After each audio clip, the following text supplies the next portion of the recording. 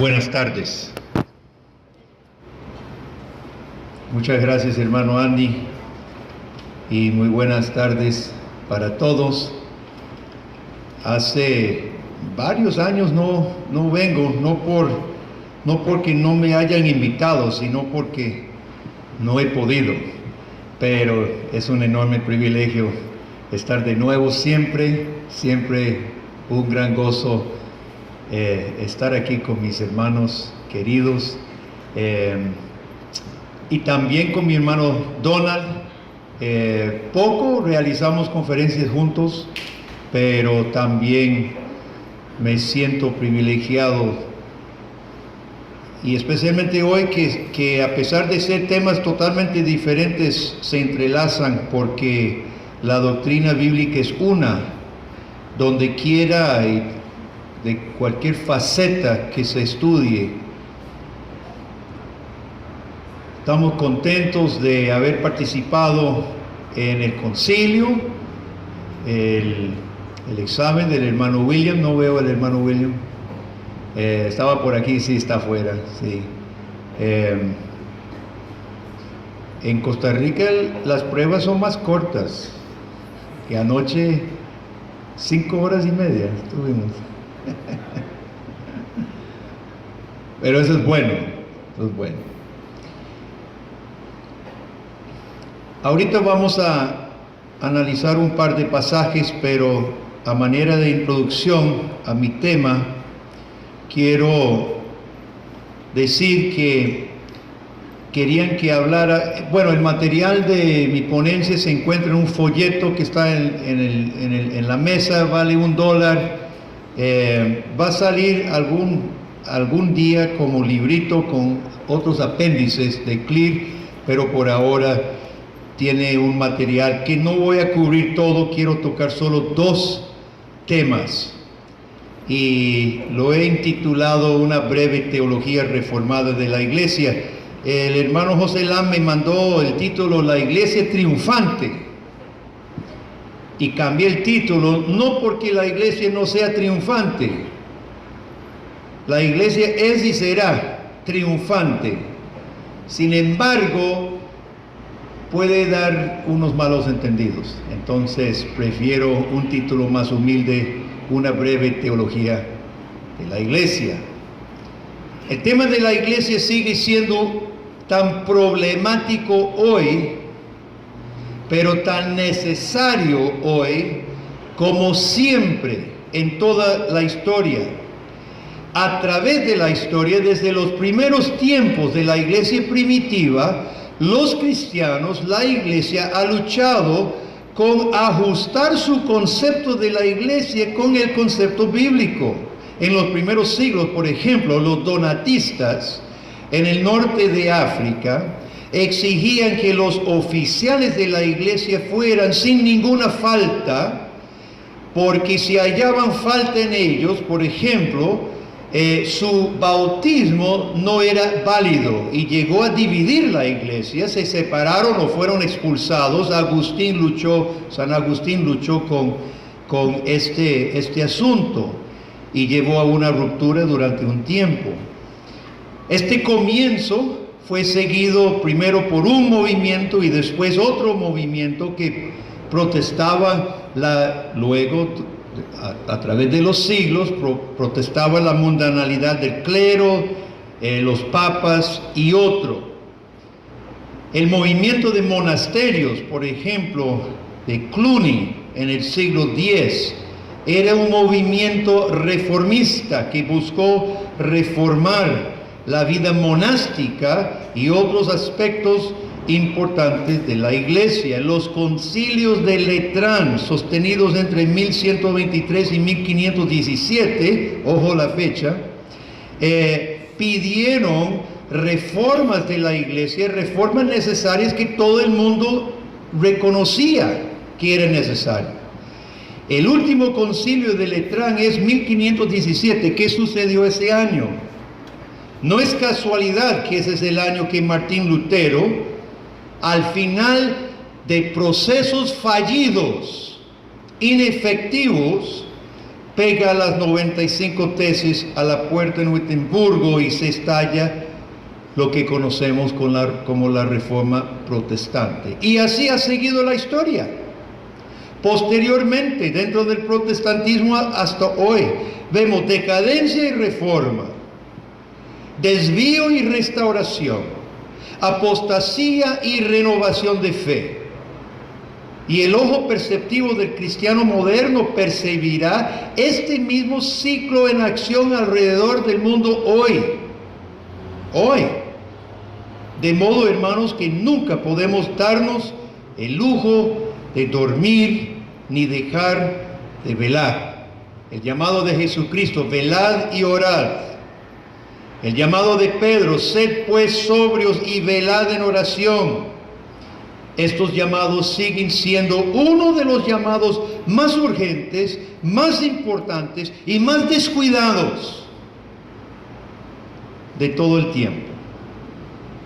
La pregunta es, ¿quién responderá a este llamado cuando muchos están reposados en Sión? Una teología de la iglesia es ni más ni menos que contemplar a través de las escrituras de Génesis en adelante, de Génesis 3 en adelante, lo que Dios ha hecho y está haciendo en el mundo para llamar a sus elegidos y formarlos en un pueblo obediente. Estudiar la iglesia no es estudiar un tema estático, sino algo dinámico, progresivo. La iglesia de Jesucristo tuvo un comienzo descrito en la palabra de Dios. Tiene un destino hacia el cual nosotros nos apuntamos que está profetizado. El estudio de la iglesia recorre toda la historia de la redención y se fundamenta en la obra de Dios en Cristo. En realidad, la teología de la iglesia abarca todas las ramas de la teología. Estudiar la iglesia es estudiar doctrina, historia, liturgia, escatología, pastoral, todo lo que usted quiera. Es como una faceta, estudiar la iglesia es ver una faceta de toda la obra de Dios. Y la misión y obediencia de la iglesia se manifiestan a través de la ley de Dios, por ejemplo, la ética. La cabeza de la iglesia es Cristo. Cuando estudiamos la persona y obra de Cristo, la cristología, es decir, lo que quiero decir es que ninguna área de la teología está desligada de la iglesia, de estudiar la iglesia. Y necesitamos entender esa forma orgánica de que todas las doctrinas se relacionan directamente con nuestro concepto de la iglesia. Vamos a hablar de la iglesia. Una de los puntos quiero tocar es la relación de la iglesia en el mundo. Esta es la relación que ha sido problemática para muchos cristianos y para muchas épocas de la iglesia. A un extremo de la balanza está el deseo que la iglesia gobierne en el mundo, que sea la institución que ejerza máxima autoridad. Al otro extremo de la balanza están los que rechazan el mundo y divorcian la presencia de la iglesia en el mundo por completo. Vamos a hablar de una perspectiva reformada y hay un balance en la palabra de Dios. Ahora, cuando hablamos de mundo, estamos hablando de esta tierra, ¿verdad? En el sentido de que la iglesia está sobre esta tierra todavía. Hay otro sentido de mundo también. Sabemos que la Biblia utiliza el término mundo de diferentes formas. Y hay un sentido que el mundo representa espiritualmente enemistad con Dios, con Cristo y con su iglesia. es importante siempre tener claridad cuando utilizamos los términos. Ahora bien, Jesucristo dijo, Juan dijo, no améis el mundo, ni las cosas que están en el mundo. Si alguno ama el mundo, el amor del Padre no está en él. Aquí el apóstol pone el amor al mundo, en el sentido espiritual, de enemistad con Dios, contra el amor de Dios y el amor y la obediencia a Dios. Pablo dice que este mundo está gobernado por el príncipe de la potestad del aire, por el Dios de este siglo. Ambas referencias siendo al diablo. Dios nos llama fuera del mundo, a salir del mundo. Jesús nos manda a apartarnos del mundo. Jesucristo mismo declaró que la iglesia estaría en el mundo, pero no del mundo. Juan capítulo 17. De la misma manera que Él estuvo en el mundo, pero no del mundo. Por tanto, hermanos, una de las partes importantes cuando estudiamos la iglesia es su relación con el mundo. En su librito pequeñito, el título en inglés es Stop Loving the World, No ame al mundo, por William Greenhill, un puritano del siglo XVI, XVII. Él escribió: los hombres aman al mundo cuando favorecen al mundo sobre todas las cosas. Cuando hablan de las cosas del mundo en sus conversaciones, se ve que aman al mundo. Cristo nos dijo, del corazón habla la boca. Cuando el mundo está dentro de tu corazón, le agrada tu corazón. La evidencia de que el mundo está en tu corazón se ve cuando nuestras conversaciones giran en torno al mundo. Y Greenhill explora las muchas formas en que el mundo está en los cristianos. Pues de la misma manera en que el mundo puede estar dentro de los cristianos o en el corazón de los cristianos, de esa misma forma el mundo puede estar en la iglesia. De hecho, un vistazo aún muy superficial notará mucho del mundo dentro de la iglesia del Señor hoy en día. En grandes sectores del cristianismo, por ejemplo, la psicología humanista conquistó el consejo sencillo, directo y bíblico de la palabra de Dios, inspirada. En sectores significativos de la iglesia, los conceptos sobre la adoración de Dios, es decir, la liturgia, se ha tomado más del mundo de diversión que de las claras directrices de Dios. El Evangelio de Jesucristo ha cedido a la búsqueda de paz interna, prosperidad interna, realización personal ante el llamado del Evangelio. R.B. Kuyper, en su libro muy bueno, El cuerpo glorioso de Cristo, escribió hace más de 50 años estas palabras. Dice así: debido a la influencia del doctor Norman Vincent Peale, multitudes están congregándose en las iglesias en busca de una paz mental. No obstante, pocos parecen entender que el único camino para obtener paz es a través de la sangre expiatoria de Jesucristo.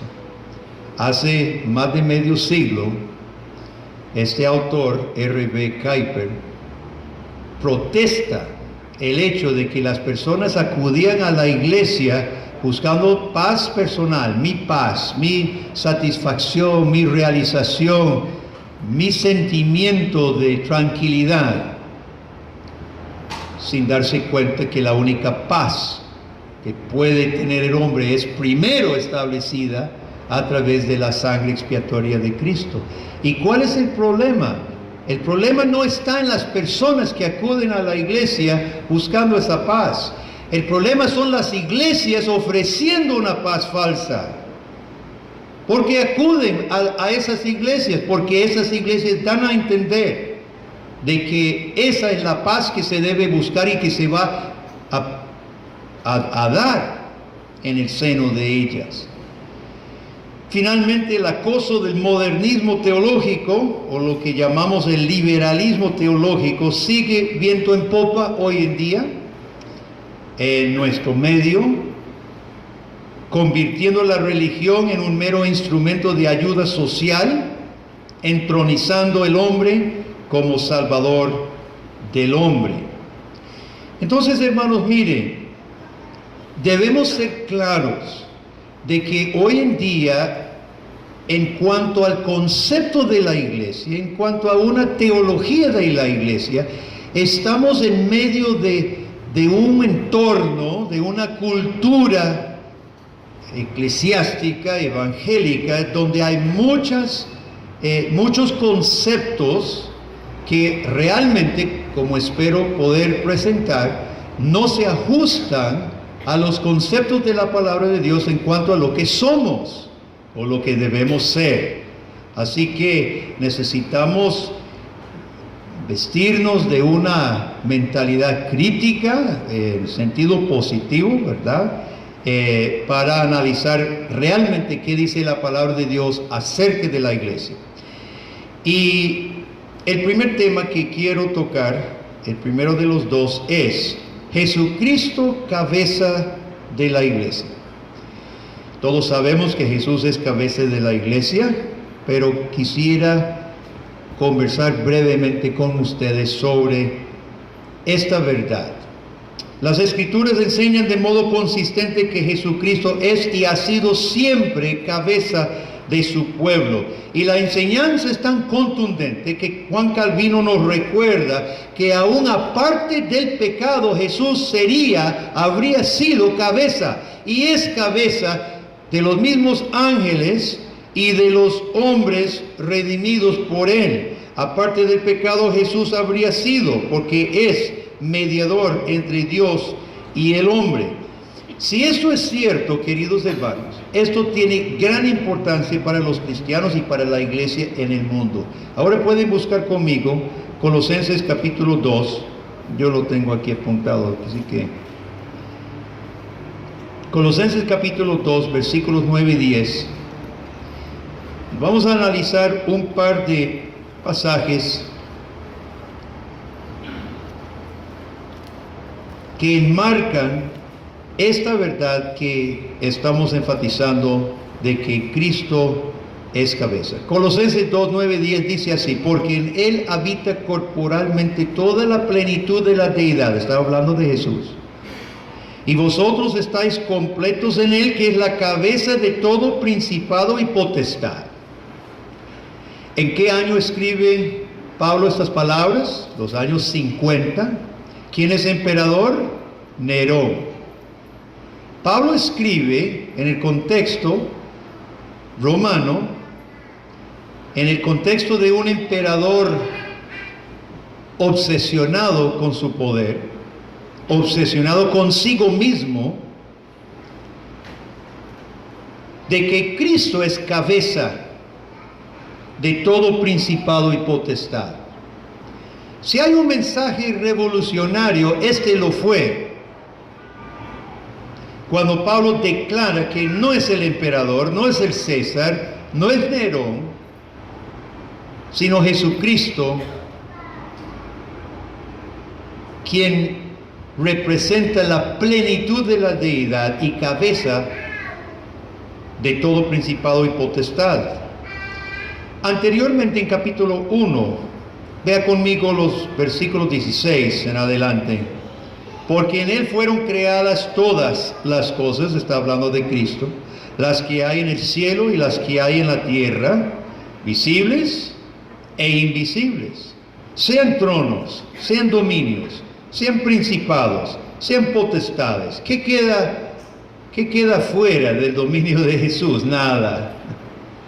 Sea todo está bajo Él. Todo fue creado por medio de Él y para Él. Él es antes de todas las cosas y todas las cosas en Él subsisten. Él es la cabeza del cuerpo que es la iglesia. Él es el principio, el primogénito de entre los muertos, para que en todo tenga la preeminencia. Por cuanto agradó al Padre que en Él habitase toda plenitud y por medio de Él reconciliar consigo todas las cosas, así las que están en la tierra como las que están en los cielos, haciendo la paz mediante la sangre de su cruz. Pablo afirma que Jesucristo es cabeza de todo principado y potestad. Y eso da pie, o más bien es por causa de que Él es creador de toda la creación. Por medio de Él fue creado todo. Dios lo creó todo mediante su Hijo, de modo por ser creador, Él es dueño de todo.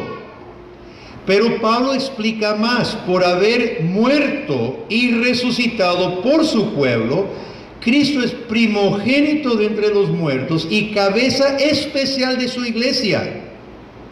La iglesia, la cual es su cuerpo. Aquí hay una relación diferente entre Jesús y su iglesia y Jesucristo y la creación, los poderes y los principados.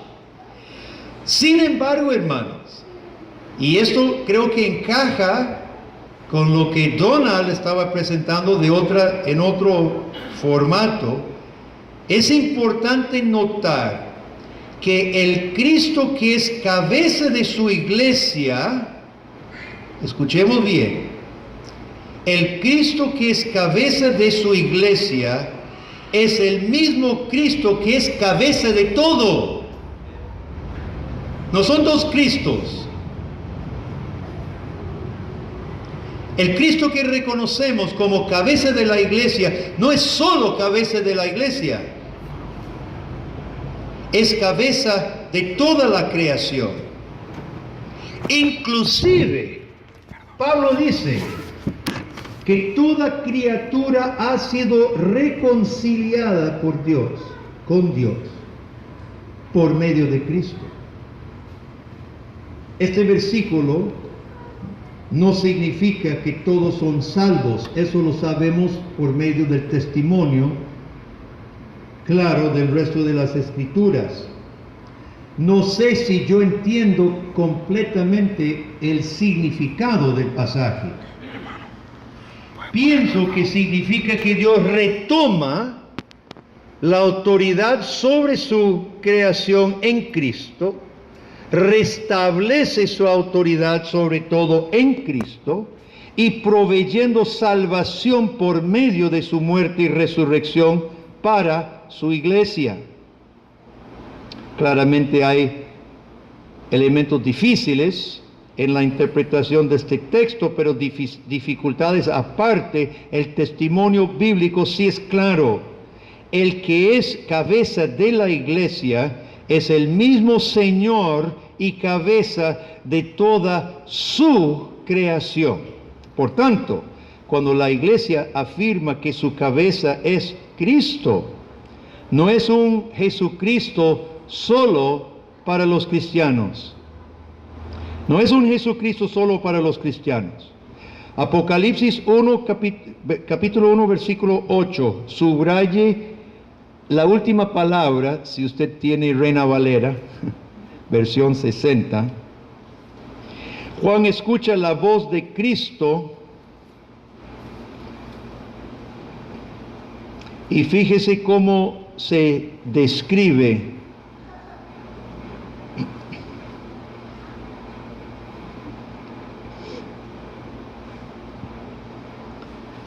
Jesucristo se define así: yo soy el alfa y la omega, principio y fin, dice el Señor, el que es, el que era y que ha de venir, el Pantocrator, el Todopoderoso, el Pantocrator. Este término pantocrator, es el término utilizado en la Septuaginta, que fue la traducción al griego del Antiguo Testamento. Es el término utilizado una y otra vez en el Antiguo Testamento por el Dios Todopoderoso o Jehová Todopoderoso, pantocrator. Jesús se identifica como el pantocrator. A los césares les gustaba atribuirse poder absoluto en el mundo. Los todopoderosos, después de morir, se deificaban, los deificaban. Y interesante que en ese contexto de un imperio que se atribuía poder absoluto en la tierra, Jesucristo dice: yo soy el alfa y la omega, el pantocrator, el todopoderoso. Puede anotar 2 de Corintios 6, 17, que es una cita del Antiguo Testamento. De salir de en medio de eso, de ellos, dice el Señor Todopoderoso, como Pablo se refiere siempre a Jesús como Señor. Es muy probable que Pablo está tomando el pasaje del Antiguo Testamento, oyendo la voz de Cristo mismo, y una vez más Pablo escribe Jesucristo, el Señor pantocrator, el Todopoderoso. Si es así, si Pablo está pensando en Jesús como pantocrator, tanto Juan con seguridad, y Pablo definen a Jesucristo como el Rey Todopoderoso sobre todas las naciones y cabeza de su iglesia. Entonces, ¿cómo ha interpretado la iglesia estos conceptos? Conocemos lo que ha hecho la Iglesia Católica Romana. Interpretó poco a poco estos principios como motivo de colocar la iglesia institucional por encima de todas las iglesias, todas las instituciones terrenales, inclusive el Estado. La iglesia de Roma, en su apogeo medieval, pudo someter reyes y humillar príncipes mientras buscaba poder y riquezas terrenales. Sin embargo, estas interpretaciones de Roma son crasas distorsiones del testimonio bíblico y fueron corregidos por los reformadores protestantes. Tanto Martín Lutero como Juan Calvino y otros afirmaron claramente que sí, Cristo es pantocrator.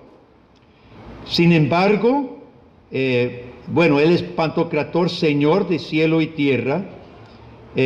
Sin embargo, la iglesia institucional no es llamada a ejercer la autoridad de Cristo en las esferas terrenales, porque Jesucristo ha establecido sus propios representantes en las diferentes esferas. Dijimos representantes, no sustitutos. Jesús nunca cede su autoridad. Nadie nunca lo sustituye. Lo más que pueden hacer las cabezas de las instituciones terrenales es representar fielmente a Jesucristo y su autoridad. Los padres en el hogar administran la autoridad de Cristo, no sustituyen. El magistrado civil, lo mismo. Los jefes en el trabajo, lo mismo, etcétera. Cada uno administra y ejerce autoridad limitada bajo Jesucristo dentro de su respectiva esfera. Los padres no son el rey, los jefes no son la iglesia tampoco es ni padres, ni magistrado, ni jefes. Cada una representa a Cristo dentro de la institución que encabeza.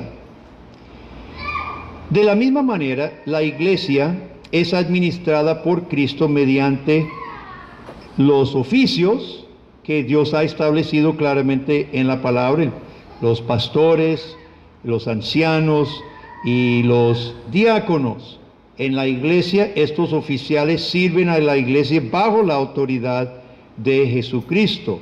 La iglesia no administra el país, no maneja la empresa, no usurpa la autoridad de los padres en el hogar. Pero, y aquí es un pero importante, la iglesia sí tiene un papel único que no tienen las otras instituciones. ¿Cuál es ese papel único que tiene la iglesia y que no tienen las otras instituciones?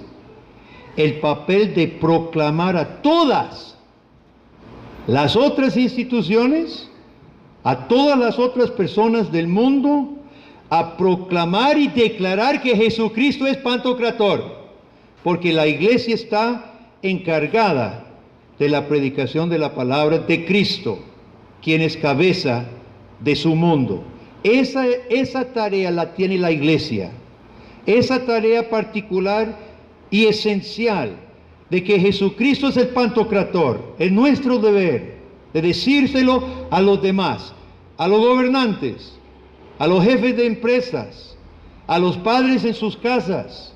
Jesucristo es su jefe, Jesucristo es su Pantocrator, el Todopoderoso, nuestro Rey, nuestro Señor. Él es cabeza de todo, no importa el oficio que tengan. Este llamado específico de la iglesia,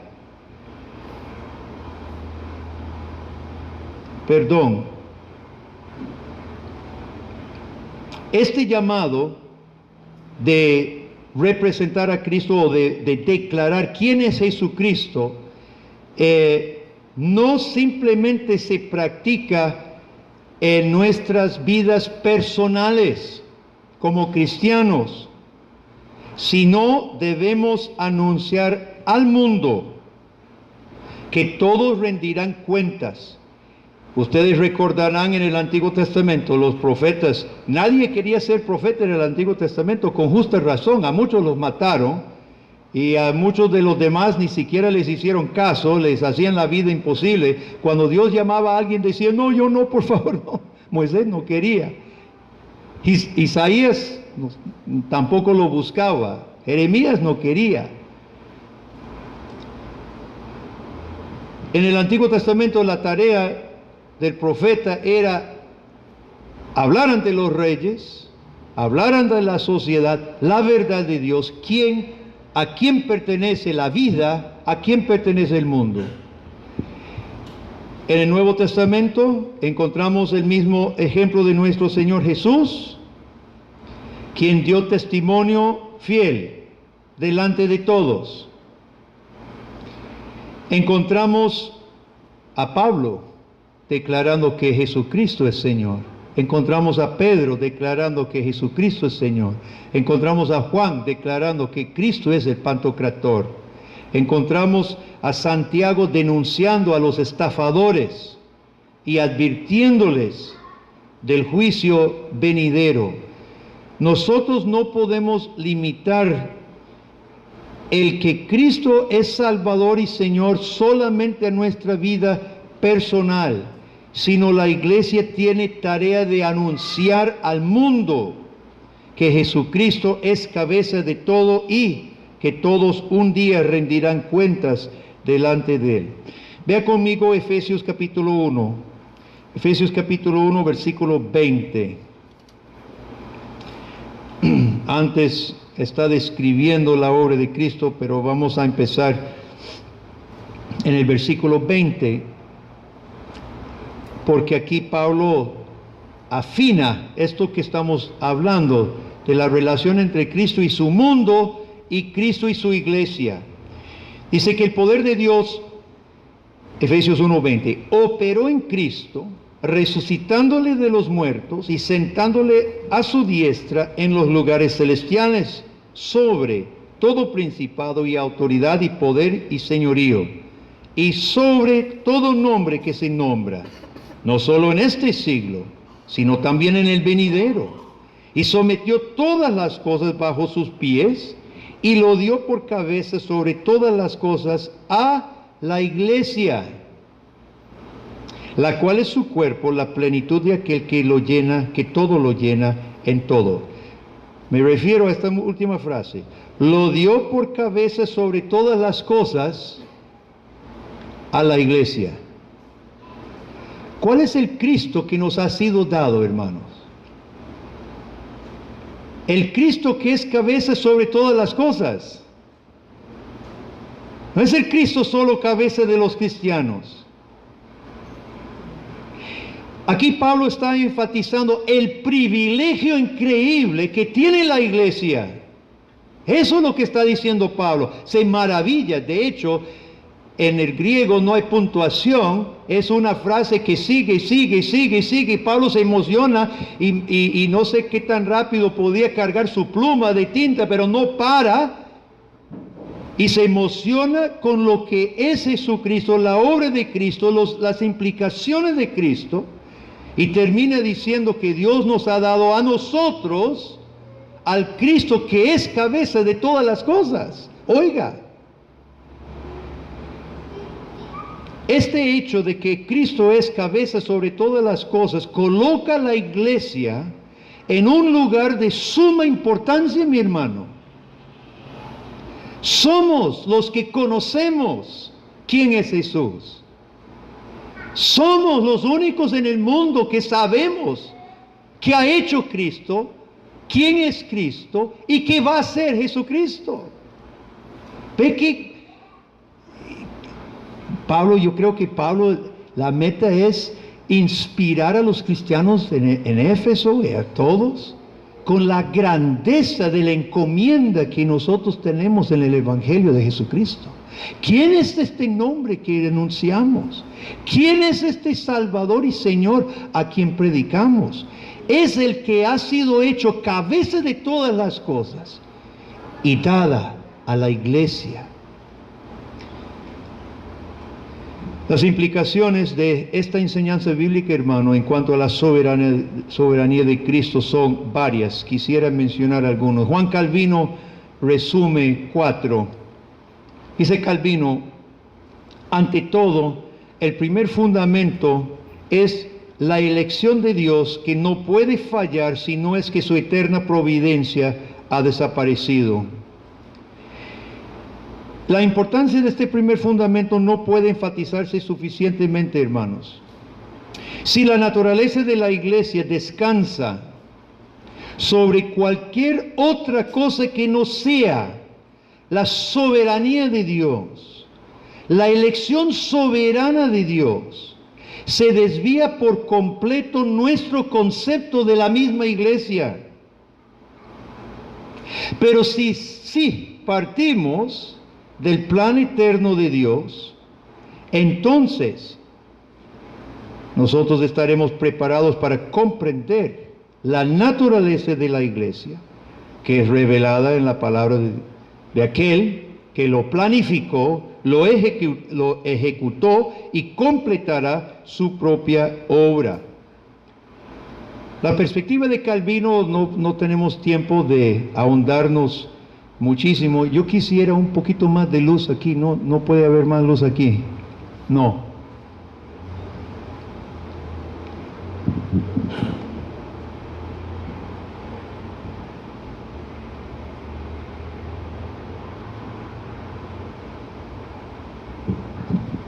Esta perspectiva de Calvino, hermano, es importante para nuestros tiempos, cuando muchos están definiendo la iglesia por definiciones propias, definiciones humanas. Muchos definen la iglesia como teniendo metas humanas. ¿Cómo se mide el éxito de la iglesia? ¿Cómo sabemos si somos una iglesia exitosa o no? ¿Cuáles son los criterios de medir si vamos bien o no vamos bien? Tantas veces medimos con criterios tomados del mundo. ¿Qué tan lleno está el templo? ¿Cuántos ingresos vienen? Criterios meramente humanos. Pero si partimos de la elección soberana de Dios, hermanos, se cambia por completo nuestra perspectiva y nuestro concepto de la naturaleza de la iglesia, de la tarea de la iglesia, de la función de la iglesia y del éxito de la iglesia. Todo cambia. Buscaremos más bien en la Biblia cómo definir estas definiciones, porque Dios define lo que es una iglesia exitosa. En Apocalipsis, algunas de las iglesias eran pequeñas y pobres a los ojos de los hombres. Ellos mismos estaban cayendo en la trampa de creerse pequeños. Y dice Jesucristo, yo sé que ustedes se creen pobres, pero son ricos. Por ejemplo, creo que Esmirna. Tomaremos nuestras definiciones de la palabra de Dios. Por lo tanto, hermanos, el primer paso es comprender que Cristo, el quien es suprema cabeza de la iglesia, está haciendo su voluntad en el mundo al congregar su pueblo. Esto se trata de Dios y de Jesucristo. El calvinismo, la fe reformada, porque esta conferencia se llama Una breve teología reformada, el calvinismo y la teología reformada se separa de todas las definiciones humanistas de la iglesia y busca comprender lo que Dios está haciendo con ella, con la iglesia, por medio de su palabra, en la cual Dios nos ha dicho lo que va a hacer y lo que está haciendo. Ligado a este punto es la meta suprema de la obra de Dios al congregar un pueblo para sí, para su propia gloria.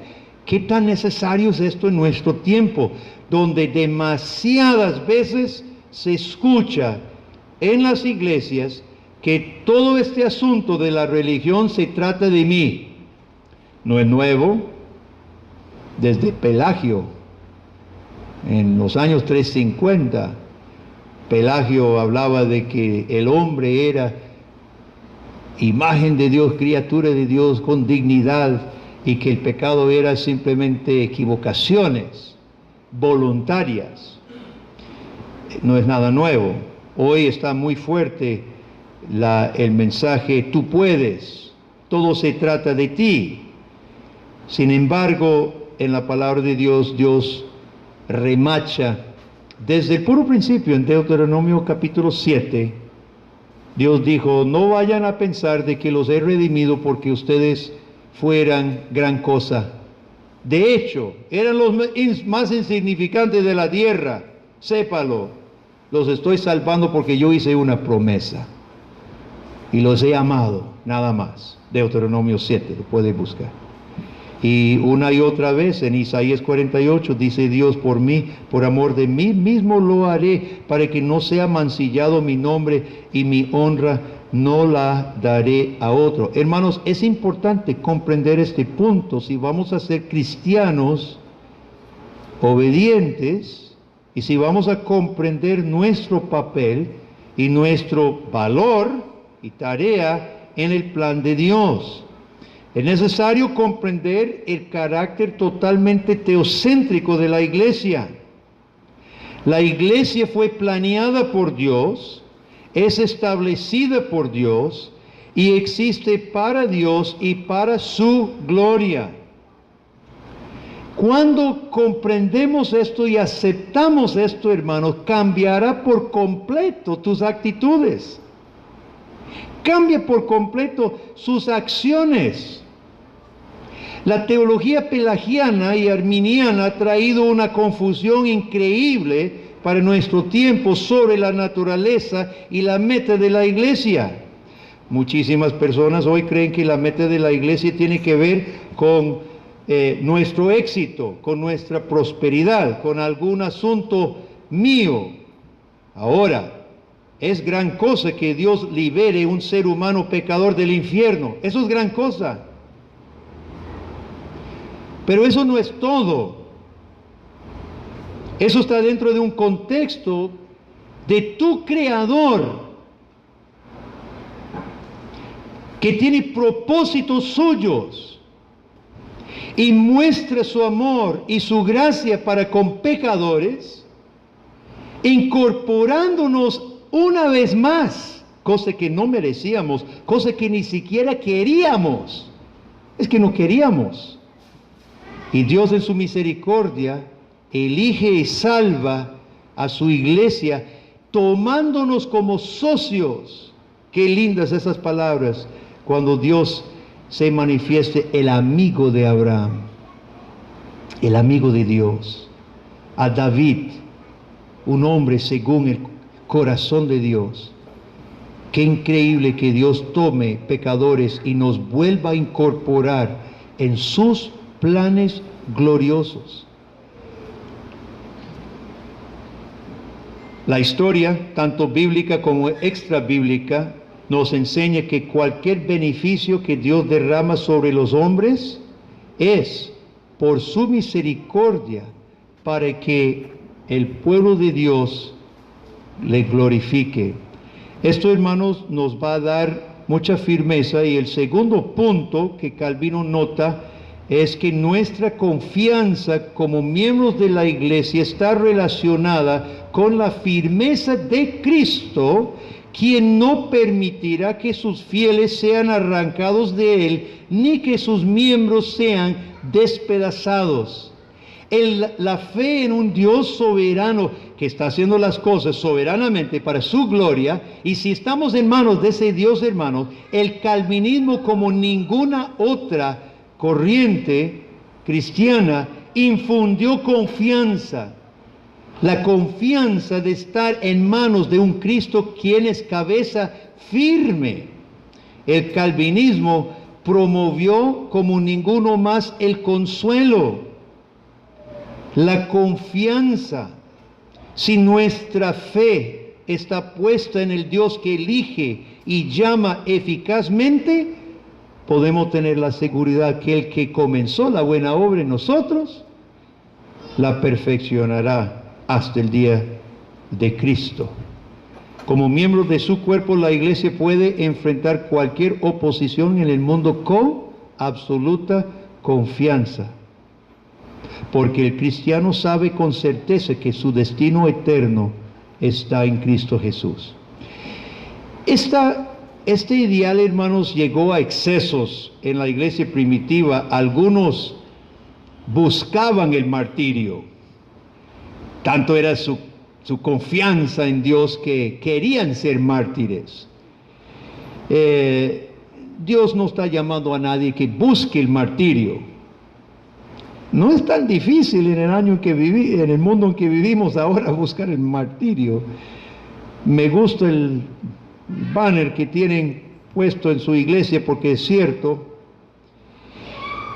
Sin embargo, hay una carta de Guido de Brès cuando está encarcelado y sabe que va a ser muerto, y su esposa con 5 hijos se va a quedar sola, y seguramente le había escrito, le había comunicado, y conste, habían arrojado a Guido de Brès en el calabozo donde caían las heces y los orines en un invierno donde no había calefacción en el calabozo.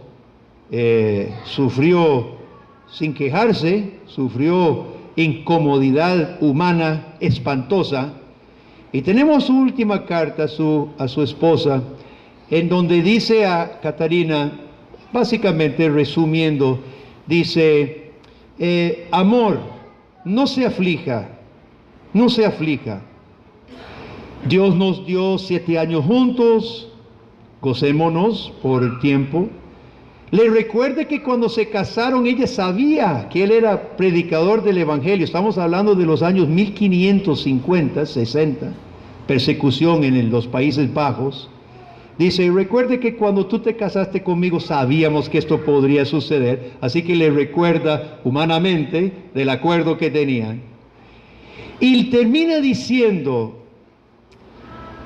tú has tenido el privilegio de tener un marido que no solo tuvo el honor de ser predicador del evangelio, sino sellar su predicación con su propia vida.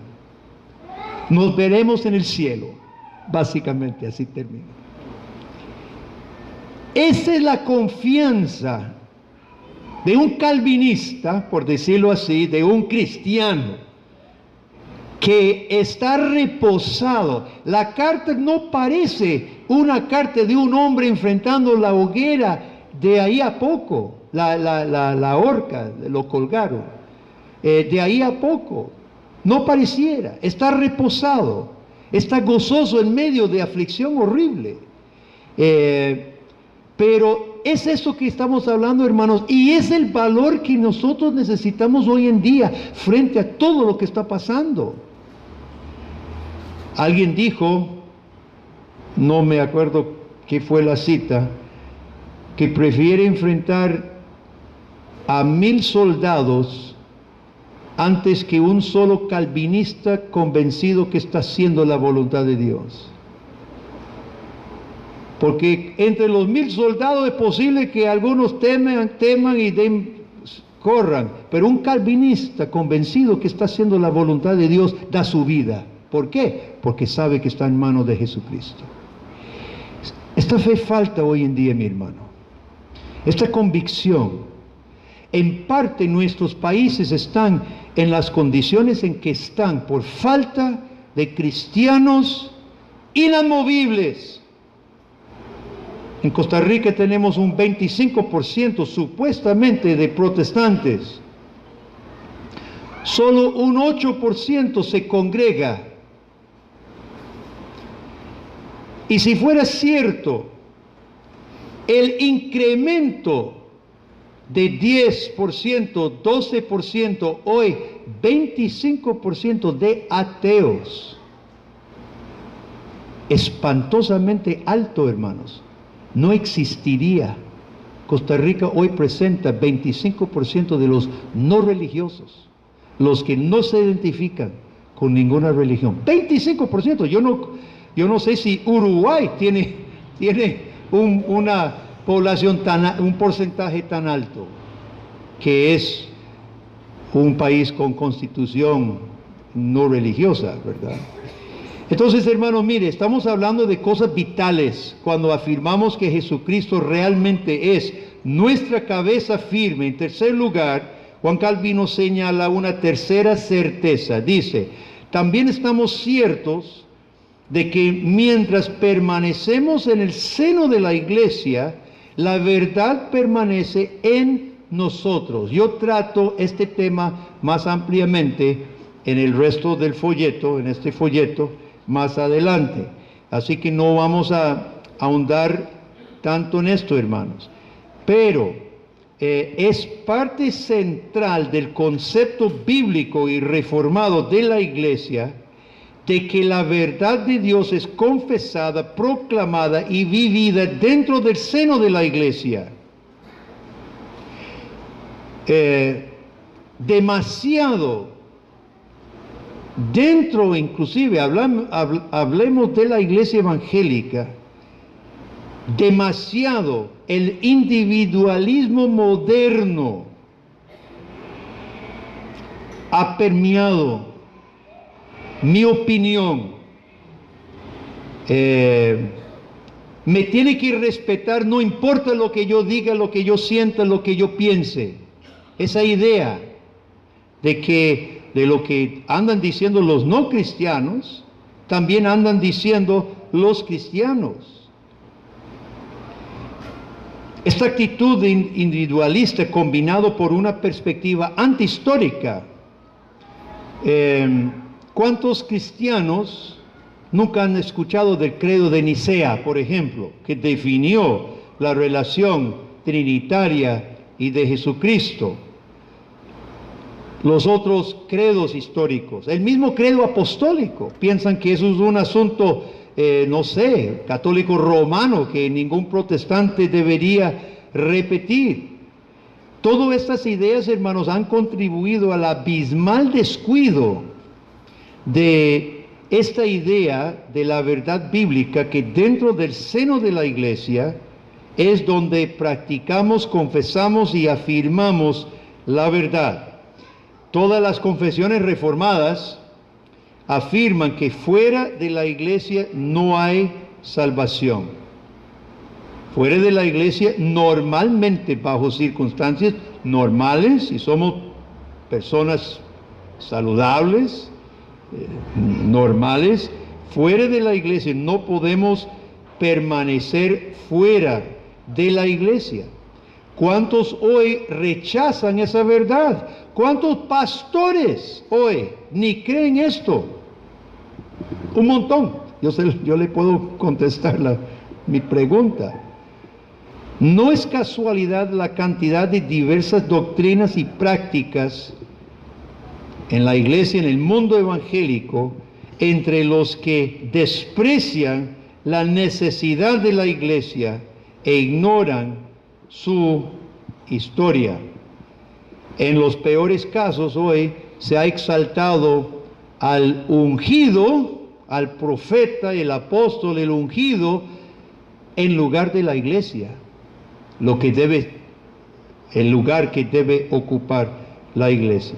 En cuarto lugar, Juan Calvino señala que las maravillosas promesas de Dios son recibidas por la iglesia. Y hay algunos pasajes en Joel capítulo 2, Abdías versículo 17, por ejemplo, donde nada más como ejemplos, porque son muchos en la Biblia, donde Dios promete a su pueblo, Él tendrá su remanente. ¿Qué significa que Dios tendrá un remanente? No significa individuos.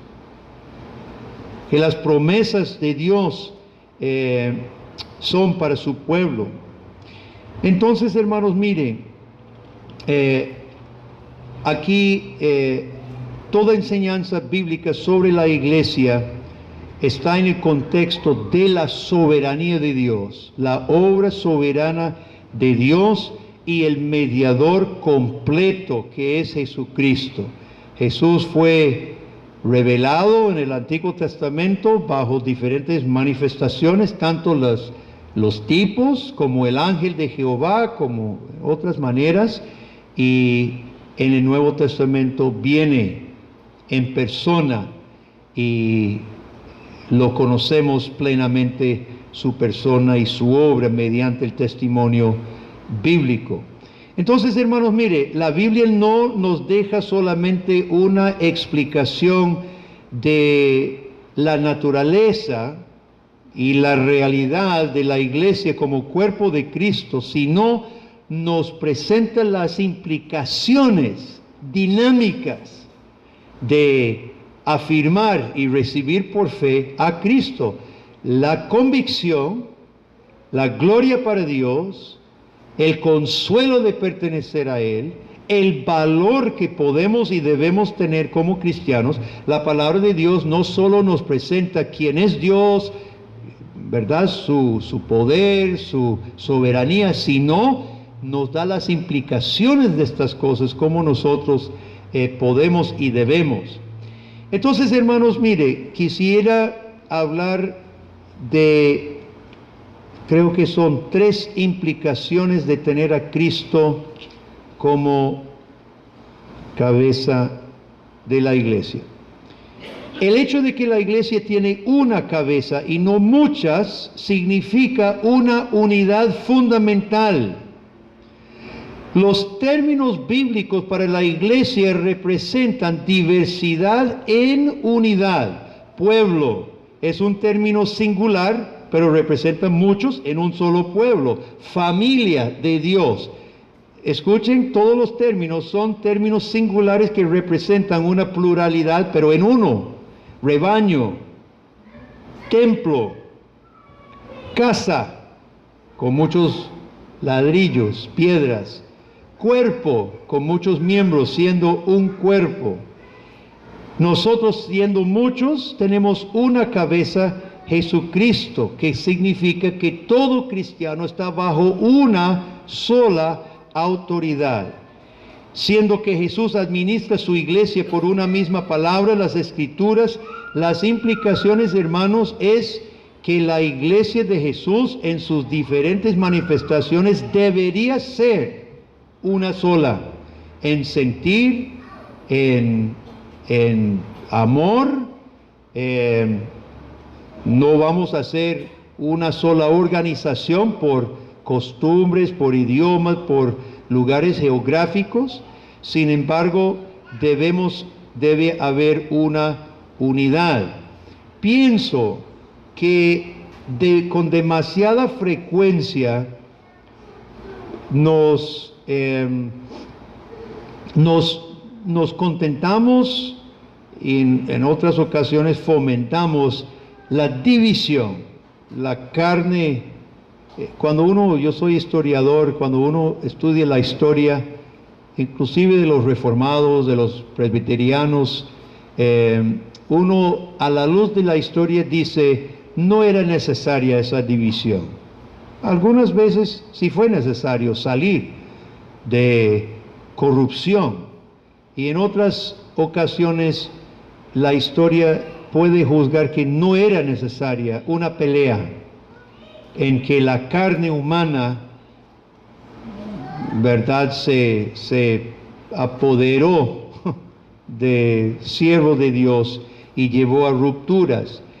Si hay una sola cabeza y una sola palabra, deberíamos poder. Yo no estoy abogando a favor de una unidad a expensas de la verdad. Estamos hablando en términos ideales, ¿verdad? Un idealismo. Pero esto implica que debemos procurar entonces dar testimonio de la palabra y no estar contentos que otros enseñen error. En segundo lugar, el hecho de ser portadora de un mensaje universal significa que la iglesia sostiene una relación con el mundo de ser heraldo, de ser mensajero, de ser testigo del Rey Jesucristo. No nos toca, como iglesia, manejar las armas del mundo. Sabemos que nuestras armas son la palabra de Dios, la oración, el sufrir por el Evangelio, nuestro testimonio. Sin embargo, la iglesia nunca puede huir de su responsabilidad para recluirnos dentro de nuestros templos. Así como los apóstoles dieron testimonio delante de los reyes y anhelaban hacerlo, ve el testimonio de Pablo, anhelaba testificar en Roma, así la iglesia tiene la misma tarea hoy. El mal estado moral de muchos países, especialmente donde el Evangelio, pensemos en Europa, pensemos en en Norteamérica, el mal estado moral de esos países es por el innegable e irresponsable descuido de la iglesia en su tarea de ser testigo de Jesucristo, Señor y Salvador. En lugar de ser sal y luz, en lugar de ser boca y manos del buen pastor, muchos grupos cristianos se han convertido en sanguijuelas, chupando la vida en lugar de traer vida nueva. Y más bien ha llegado al colmo de poner bozal a aquellos que intentan señalar el camino verdadero. Urge que la iglesia recupere el verdadero sentido que Cristo es nuestra cabeza y somos heraldos de quién es Él. En tercer lugar, el hecho de que la Biblia establece a Cristo y solo a Cristo como cabeza de la iglesia implica una sumisión total a su autoridad. Una de las principales batallas del siglo XVI, el tiempo de la Reforma, fue sobre este punto preciso. Roma decía que la iglesia necesitaba un vicario en la tierra, una cabeza de la iglesia terrenal, que era el Papa.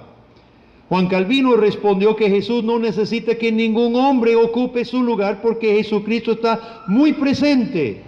Por medio de su palabra y su Santo Espíritu, Jesús estaba presente. Cristo gobierna su iglesia mediante los oficiales que lo representan, administra su palabra y son una pluralidad.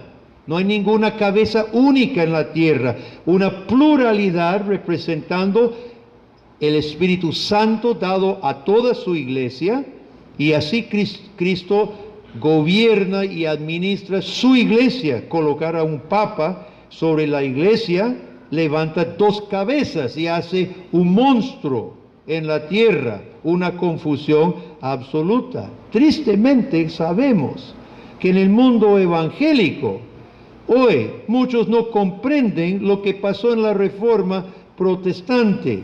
Y una marca de la confusión evangélica en nuestro tiempo ha sido el levantamiento de muchos pequeños papas, líderes reclamando ser ungidos de Dios. El papa es ungido, ¿verdad? Es vicario de Cristo, es el lugar del ungido, y hoy hay una relación directa, hermanos, entre aquellos que se llamen ungidos, están tomando el nombre Cristo, ¿verdad? Eso es lo que significa Cristo, significa ungido, y al levantarse como apóstol, no están bajo ninguna autoridad, se levantan como papas.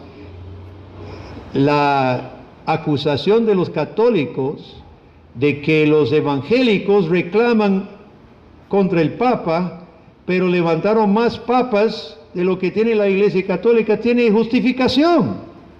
Los evangélicos tenemos más papas de lo que tiene la Iglesia de Roma. Y tienen razón, porque es cierto. Todo pastor dirá, yo estoy bajo la autoridad de Jesucristo. ¿Quién no va a decir eso? Por supuesto van a decir eso. Pero si no se somete a los medios que Cristo establece para su iglesia, realmente no se está sometiendo a Jesucristo como cabeza. Un líder que no esté bajo otros para la mutua responsabilidad se ha levantado como papa. Yo me alegro muchísimo haber podido participar en el concilio de esta iglesia para con el hermano William, y las decisiones fueron tomadas en conjunto, inclusive nos dieron el privilegio de votar. Muchas gracias, hermanos. Pero hay un claro sentir de que somos hombres bajo autoridad, y esta invitación también una hermosa muestra de la catolicidad de la iglesia, a pesar de ser de otro país y hasta otra denominación, pues una hermosa manifestación de la catolicidad y la unidad de la iglesia de Jesucristo. Muchas gracias, hermanos, por esta oportunidad. Lamentablemente, hermanos, este ejemplo que se da hoy en Balboa no se está dando ante el mundo. Y ese es el miedo que habló el hermano Donald con el candidato a la presidencia, porque su pastor no está sujeto a nadie, más bien su pastor Ronnie Chávez dice que los demás en Costa Rica deberían venir ante él porque él fue designado sobre todo Costa Rica. Eso es lo que nos preocupa a un montón de gente. Esas son las cosas precisamente que atacan el mundo, los del mundo que miran a la iglesia, la supuesta iglesia de Jesucristo, que no pueden ser, no deberían ser. Entonces, hermanos, miren, necesitamos pelear eso, necesitamos saber que Jesucristo es el que gobierna su iglesia, los demás somos hombres bajo autoridad. Tiene que ser así. Y yo los felicito, sigan adelante y tengamos esta humildad de someternos, porque el Espíritu Santo ha sido dado a la iglesia entera, no solamente a mí, ¿verdad? La teología católica romana, bueno, aquí simplemente yo digo que precisamente por causa de que nadie se somete a nadie en el mundo evangélico, ha llevado a la iglesia evangélica a estar peor que la iglesia católica. La iglesia católica es semipelagiana, porque cree en la depravación total. Denuncia Pelagio hasta la fecha. Roma denuncia a Pelagio, él fue condenado.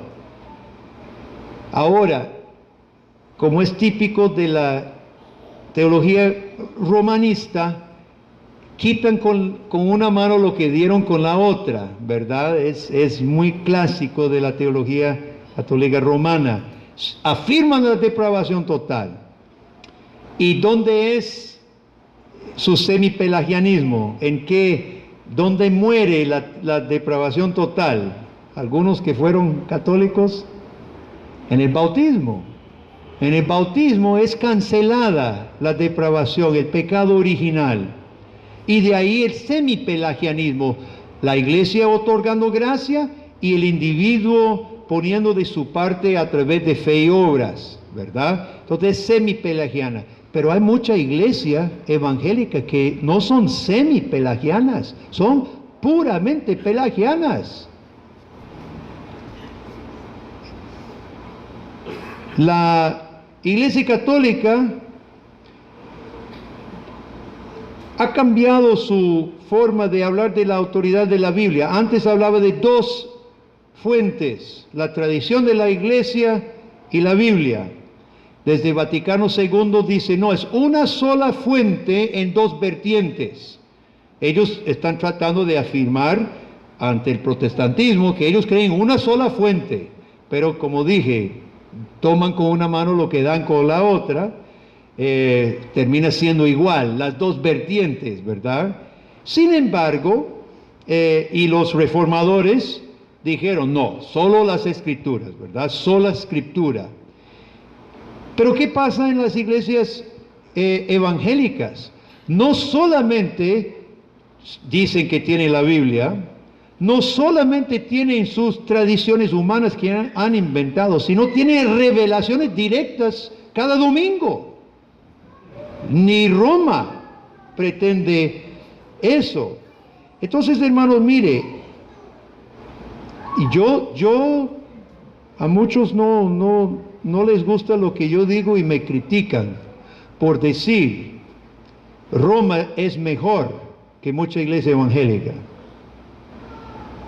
Roma hoy es mejor que mucha iglesia evangélica.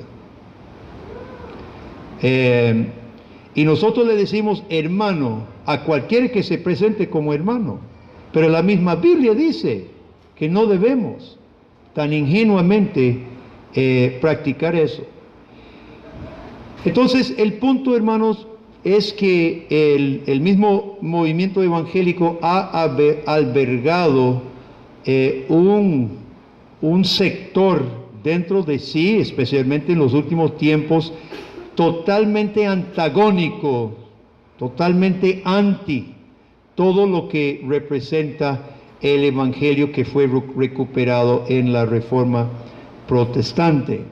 Han reinventado otro evangelio, han reinventado otro Cristo, y eso ha perjudicado gravemente la causa.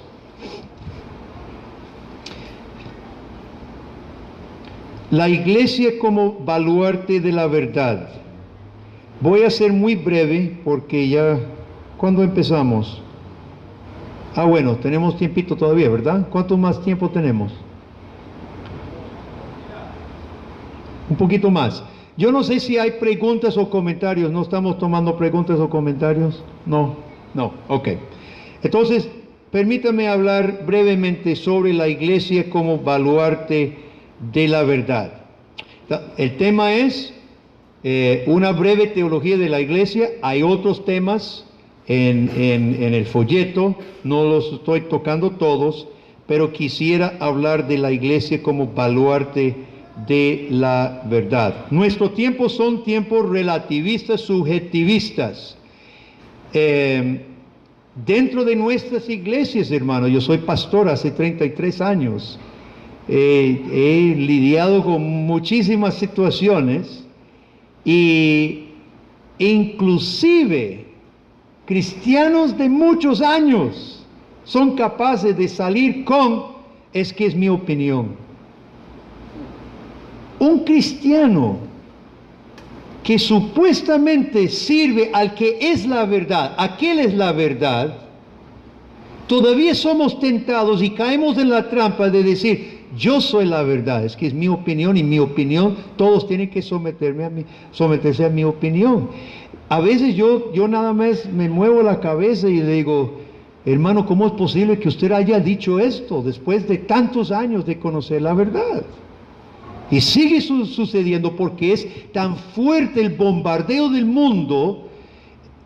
Bueno, lo que hablamos de la sexualidad, lo que tú te percibas, tiene que ser la verdad que los demás. Si yo me percibo como un perro, exijo que usted vea también como un perro. Todo el mundo tiene que obedecer mi verdad. En eso es un absurdo, no se puede sostener sociedades con base en esto, no sé hasta dónde vamos, ¿verdad?, a poder llegar con esto, pero eso se ha metido en la iglesia, reconozcámoslo. Viene desde el Edén, cuando la serpiente le dijo, tú serás Dios. Sea su propio Dios. Satanás le dijo a Adán y Eva, y seguimos queriendo creer esa mentira. Nosotros vamos a hacer nuestras propias reglas, nuestras propias leyes, mandar en nuestra vida, mandar en la tierra y mandar sobre todos los demás, y que todos digan y hagan lo que yo digo. Muy bien. La negación de toda verdad objetiva. Una verdad objetiva. Esta es la verdad. El mundo hoy niega de que siquiera pueda haber una verdad exterior a nosotros. Esta actitud, hermanos, ha matado la búsqueda de la verdad. No buscan la verdad. Como no creen que haya una verdad, ¿cómo la van a buscar? No hay interés en la verdad. No hay ningún interés, un afán, un deseo de buscar la verdad trascendental. Ya no.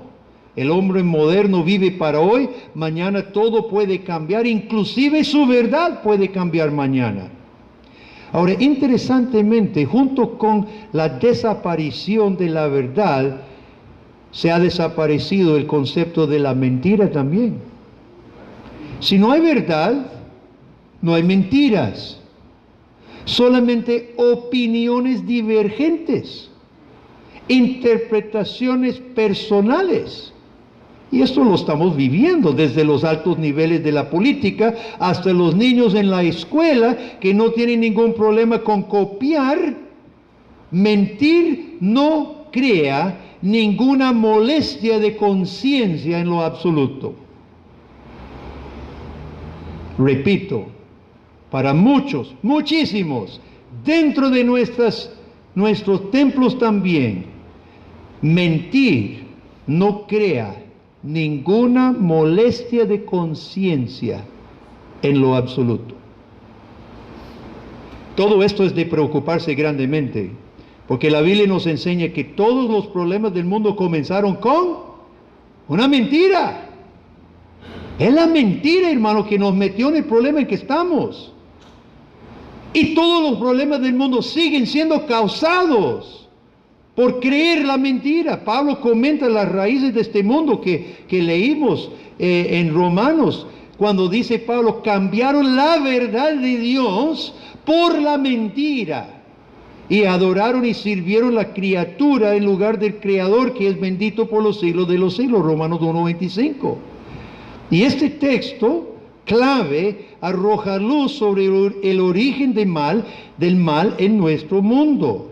Ahora, el lenguaje que Pablo emplea aquí, tiene un fuerte recordatorio del Edén. Creyeron la mentira, vosotros seréis como Dios. Satanás les ofrecía a ellos la posibilidad de ser sus propios dioses, y tristemente lo creyeron y adoraron y sirvieron a la criatura a sí mismos. ¿Y qué clase de mentira? ¿Y qué clase de mentira fue? La serpiente les ofreció sabiduría, placer, vida eterna, divinidad. Imagínense. Todo fue una gran mentira. Solo hallaron ceguera, sufrimiento, pobreza, muerte, el infierno. Cuando Dios inicia su plan de salvación, promete aplastar la cabeza del padre de la mentira. Se sabe, hermanos, que podemos ver todo el plan de salvación como una ofensiva, un ataque contra el padre de la mentira.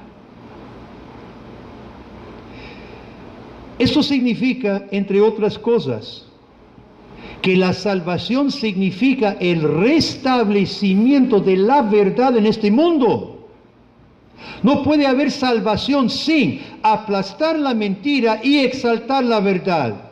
Es una faceta, una forma de describir la salvación. Oiga cómo Dios se identifica a Moisés cuando Moisés pide ver a Dios y Dios lo esconde en la peña y pasa delante de él y anuncia su nombre y dice: yo soy Jehová, Jehová, fuerte, misericordioso, piadoso, tardo para la ira, grande en dos cosas: misericordia y verdad. Dios es grande en verdad. Dios revela su verdad al mundo a través de su palabra escrita en su ley. Tu justicia es justicia eterna y tu ley la verdad. Salmo 119, 142. Por toda la Biblia, hermanos, encontramos que Dios es Dios de verdad. Su palabra es la verdad. No existen un sinnúmero de verdades, sino la verdad que Dios revela y Dios define. Y ahora aquí es la gran importancia de la iglesia y la verdad para la iglesia, hermanos. Pablo llama en 1 Timoteo 3:15, llama a la iglesia columna y baluarte de la verdad. Recuerda el contexto. El Imperio Romano albergaba montones de religiones. Cada religión decía que era la verdad, tenía la verdad para el hombre. Pero como Peter Jones nos ha enseñado, y le recomiendo su libro 1-2, un libro excelente con un título muy malo, porque no explica de lo que se trata, pero es un libro de teología y apologética, 1-2. Hay una realidad o dos realidades, el creador y la creación, eso es lo que significa, ¿verdad? Uno, el panteísmo, o dos, creador-criatura. Como Peter Jones nos ha enseñado, no hay muchas religiones. Todas las religiones de Roma, menos el cristianismo, en esencia enseñaban la misma cosa. Adoraban lo creado y exaltaban al hombre como liberador de sí mismo, de una manera u otra. Y en ese contexto específico, hermano, de religiones falsas, Dios echa su iglesia, Dios arroja su iglesia en medio de ese mundo. Jesucristo establece, viene el Espíritu Santo y Dios los expulsa de Jerusalén a través de persecución y los arroja entre el Imperio Romano con un llamado radical de abandonar el fundamento falso de su vida, el fundamento falso de su propia esperanza, para trasladar su confianza y su esperanza al quien dijo: yo soy el camino, la verdad y la vida. Nadie viene al Padre si no es por mí. Y sabe, la iglesia fue fiel a su llamado, la iglesia primitiva, a pesar de las consecuencias, las burlas, las persecuciones, las muertes. Y Dios honró el testimonio de la iglesia primitiva, hermano, haciéndola crecer hasta llegar a ser la institución social más importante de todo el imperio. Y cuando cae el gobierno civil de Roma, es la iglesia, por decirlo así, que rescata la sociedad.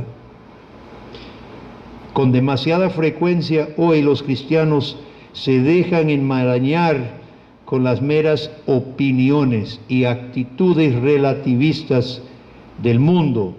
Nos dejamos enfrascar en los mismos argumentos de los que sirven a la mentira Y por tanto, muchos cristianos se quedan sin respuesta. Yo no sé cuántos universitarios tenemos aquí que están en la universidad o irán para la universidad, jóvenes ante profesores no creyentes que escuchan mensajes anticristianos, antibíblicos y antidios, pero se quedan callados cuando conversan con sus compañeros o cuando les toca responder o expresar sus propias ideas. No debería ser así. El apóstol Pedro exhortó a sus oyentes a estar siempre preparados para dar defensa de la esperanza que hay en nosotros, sí, con mansedumbre, pero siempre preparados. Una iglesia que no está preparada no puede ser columna y baluarte para la iglesia, para el mundo de la verdad, en el mundo de hoy. Algunas consecuencias. Primero, ser columna y baluarte de la verdad significa que hay o debe haber una unidad entre los cristianos de las cosas certeras. Y es por esto que la iglesia ha sido confesional desde el principio. Cuando surgieron los primeros debates sobre la persona de Cristo, la iglesia plasmó el credo de Nicea y los otros credos y concilios. En la Reforma protestante, después de 1500 años, los reformadores dijeron: ha pasado mucho tiempo, se ha debatido muchas cosas, se ha confundido mucho, y tenemos las diferentes confesiones de la época de la Reforma. Esto es bueno, hermanos. Pablo exhorta a los suyos que estemos de un mismo sentir en Filipenses capítulo 2 y en otros pasajes también. Esto no significa unanimidad o uniformidad en todo. Yo creo que precisamente la diversidad de la iglesia es su riqueza, diversidad en muchas cosas secundarias, ¿verdad? Sin embargo, el fundamento doctrinal es sumamente importante. Por eso la iglesia debe ser clara en cuanto a lo que confesamos. En segundo lugar, las congregaciones verdaderas se preocuparán si realmente queremos ser columna y baluarte de la verdad, cuando hay diferencias profundas de doctrina. Nosotros no debemos permitir que cualquiera se diga ser cristiano. Creo que debe haber más cuidado. Debemos ser amorosos. No estamos haciendo ningún llamado a actitudes anticristianas, aunque yo creo en la sátira. He escrito sátiras como una forma de desenmascarar el error. No creo que solo debemos usar sátiras, sino hay un momento de diálogo serio y sincero con los que discrepan, los que están errados. En tercer lugar, mucho cristiano evangélico hoy ha abandonado el concepto de la iglesia que sí recuperaron nuestros antepasados reformadores en el siglo XVI, de que la iglesia debe ser el intérprete de la verdad. Ahora, para algunos esto suena católico romano, y muchos han tomado el rumbo de los anabautistas en el tiempo de la Reforma.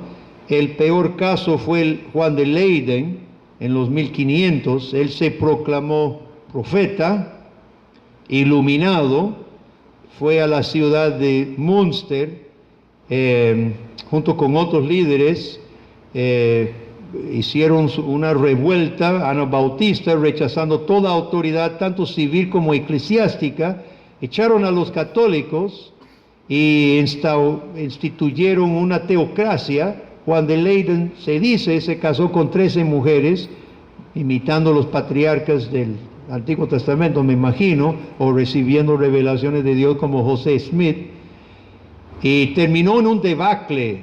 Los alemanes sitiaron la ciudad, entraron, fue un baño de sangre, torturaron a Juan de Leyden y fue terrible. Los anabautistas hoy en día siguen no respetando ninguna otra autoridad. El cuadro típico son los cuáqueros que se sientan juntos en un cuarto, en silencio, hasta que cada uno reciba una palabra del Espíritu Santo que comparten. Otros son los Amish y hay diferentes variedades de menonitas. Hay toda una gama, ¿verdad?, de menonitas, muchos ya muy evangélicos, pero ellos se recluyen y no reconocen que la iglesia esté bajo ninguna autoridad confesional, ni debe ser columna y baluarte de la verdad en el mundo. Mucho evangélico, aunque no sean de corte extremista de anabautista como estos casos, sin embargo, piensan que la interpretación personal y autónoma de la Biblia es válida. Yo tengo un amigo que después de ser copastor de una iglesia independiente, fue expulsado de ella, y él preguntó sobre en qué base lo expulsaban, y ellos dijeron que él no predicaba la misma doctrina, y pidió que le presentaba qué doctrina predicaban, y no podían porque no tenían ninguna confesión. Pero la verdad de cada iglesia se vuelve simplemente una verdad personal de los que estén, de la mayoría de los que votan. Me estoy refiriendo a mi hermano Donald. Eso le pasó. El hecho de no tener papa o colegio de cardenales ha resultado entre muchos evangélicos, que el péndulo se haya girado al otro extremo. Y en lugar de tener papa y magisterio católico, ahora lo que tenemos es anarquía religiosa. Ahora, los mismos reformadores que pelearon sola escritura hasta con sus vidas, fueron los mismos que reconocían un papel legítimo de la iglesia, de ser columna y baluarte de la verdad. Dios no dijo, cada cristiano es columna y baluarte de la verdad. Ojo, no dijo que cada cristiano individual es columna y baluarte de la verdad, sino la iglesia. Y aquí el balance, nos toca mantener este balance entre rechazar el sistema católico romano que combina todo en una sola cabeza, y por otro lado, la anarquía religiosa. Expliquemos esto brevemente. Los reformadores rechazaron al Papa como vicario de Cristo porque la Biblia enseña que Cristo gobierna su propia iglesia. Sin embargo, los reformadores también reconocían que la Biblia enseña que Cristo gobierna su iglesia a través de el oficio de pastor y anciano. Y es por eso que los reformadores aceptaban las decisiones de los concilios primitivos de la iglesia, los credos universales, el credo de los apóstoles, el credo de Nicea, el credo de Atanasio, el credo de Calcedonia. Los reformadores no creían que cada cristiano tenía la libertad de declarar cuál era la verdad bíblica. La Biblia enseña esto claramente. En Efesios capítulo 4, Pablo declara que Cristo mismo ha establecido pastores, evangelistas y maestros. Queda claro que es Jesucristo que gobierna directamente a su iglesia a través de estos oficios. Todo cristiano tiene el don del Espíritu Santo, Pero ningún individuo puede reclamar tener la última palabra del Espíritu Santo. Ningún individuo, ningún cristiano individual es dueño del Espíritu. Somos un cuerpo y todo está relacionado a nuestra cabeza. Pedro dice que no hay profecía de interpretación privada, es pública. Y es por esto que los reformadores ponían énfasis en los concilios eclesiásticos para determinar juntos los puntos importantes de doctrina. Porque es la iglesia que es columna y baluarte de la verdad. Necesitamos un concepto sólido de la iglesia representada por los oficiales en concilio, en reunión eclesiástica para determinar las cosas de peso de la iglesia. Y qué mal testimonio ha dado la iglesia evangélica hoy con su centenar de doctrinas contradictorias y apóstatas en algunos casos en nuestro mundo.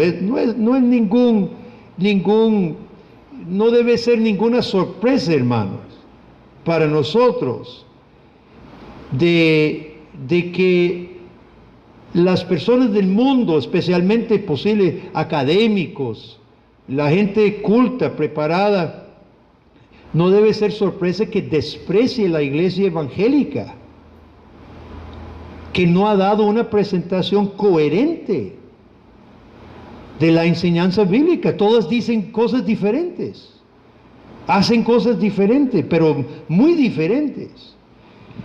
Urge una sana eclesiología que ponga fin a la anarquía eclesiástica. En cuarto lugar, la herramienta más eficaz que está tumbando la verdad en el seno de la iglesia es la ignorancia entre los líderes. Durante mucho tiempo en nuestra región de Centroamérica se ha justificado la ignorancia. Con base en revelaciones de Dios se justificó el no estudiar la Biblia. Le puedo contar anécdotas que no hay tiempo. Ahora, hay otro peligro. Yo creo que específicamente en esta congregación ese no es el problema. Aquí no se promueve la ignorancia, al contrario, se promueve el conocimiento y yo los felicito. Pero aquí escuche especialmente la juventud, hay otro peligro. Bueno, en primer lugar, los jóvenes que van para la universidad expuestos a filosofías pseudo sofisticadas, si no tienen una buena base, y ahora hablo a los líderes de esta iglesia, si ustedes no presentan una buena base filosófica para aquellos jóvenes, cuidado que usted los esté dejando sin armas para defender y mantener su fe. Entonces, ese mensaje para los líderes de la iglesia, para que ustedes trabajen en esa área. Ahora, en segundo lugar, el Internet, y esto es para todos los que tienen teléfono, el Internet ha provisto la apariencia de poder adquirir conocimiento. La búsqueda, como mi nieta, tenemos nuestra nietecita en Costa Rica y pasa a menudo con nosotros, y en la mesa estamos discutiendo cualquier cosa, lagartos o algo de la Biblia, y agarra el teléfono, lo busca y ya tiene la respuesta, ¿verdad? Una búsqueda en Google nos provee respuesta rápida de cualquier pregunta de trivia. Pero la sabiduría bíblica no consiste en un conjunto de datos de trivia y mentiras que usted está leyendo páginas y páginas de teología en su teléfono. No lo está haciendo. Podría escuchar ponencias del hermano Donald, eso es bueno.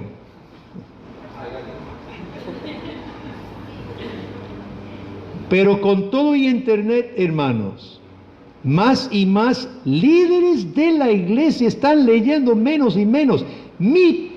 Parte de mi trabajo es producir literatura cristiana. Pregúnteme cómo van las ventas. Me puede preguntar. No, le voy a adelantar la respuesta. Mal. Estamos en un proyecto de traducir los comentarios por primera vez en toda la historia de Calvino y algunos de los únicos comentarios reformados del Antiguo Testamento.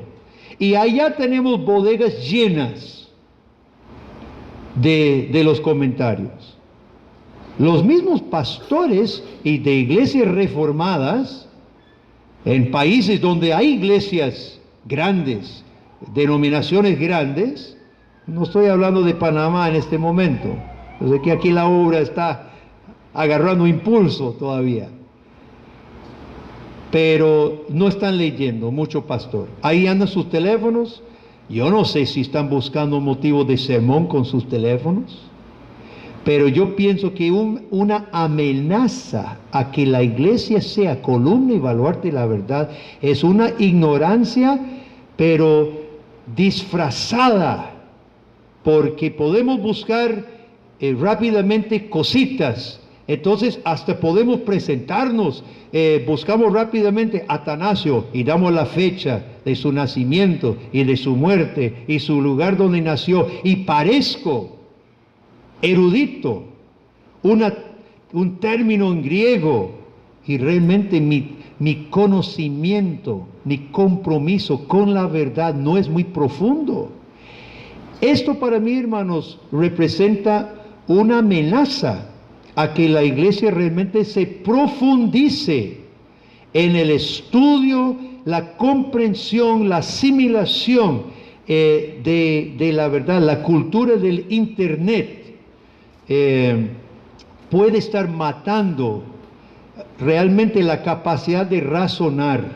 La cultura de internet, hay varios estudios que preocupan de niños y jóvenes criados con pantallazos, con movimientos de pantallas que pierden, estamos perdiendo mata un proceso neurológico, cerebral, de poder hacer conexiones lógicas más allá de un segundo y otro segundo y otro segundo. Si gusta, busque, hay libros escritos sobre esto. Mire, hermanos, si es cierto, la iglesia no puede ceder el cerebro a lo inmediato y a la diversión y a nada que nos vaya a quitar el ser columna y baluarte de la verdad. Toda iglesia debe velar que sus líderes se preparen bien, debe velar por la mente de sus jóvenes, debe tener una excelente capacitación de escuela dominical y catequesis, de enseñanza para las familias. Nosotros no podemos darnos el lujo de recostarnos tranquilamente mientras la mentira ronde buscando derribar la verdad.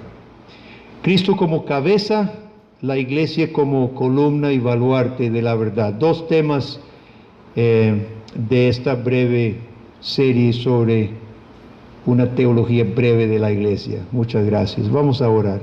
Oremos. Padre, gracias por tu palabra que revela tu plan gloriosa, soberana, maravillosa en cuanto a la iglesia.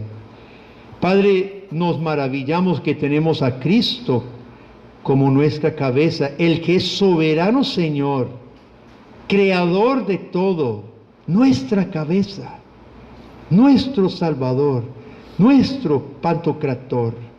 Gracias, Dios. Perdónanos cuando hemos menospreciado, Dios, la grandeza de la salvación, de pertenecer a ti. Perdónanos, Dios. Y Padre, ahora, por favor, confirma sobre nuestro corazón el compromiso, el deseo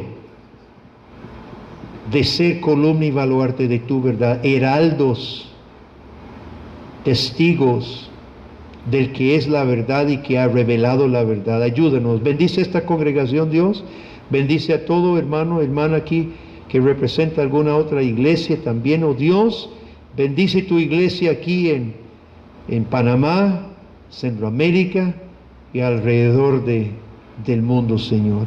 Es en el nombre de Jesús que te lo pedimos. Amén.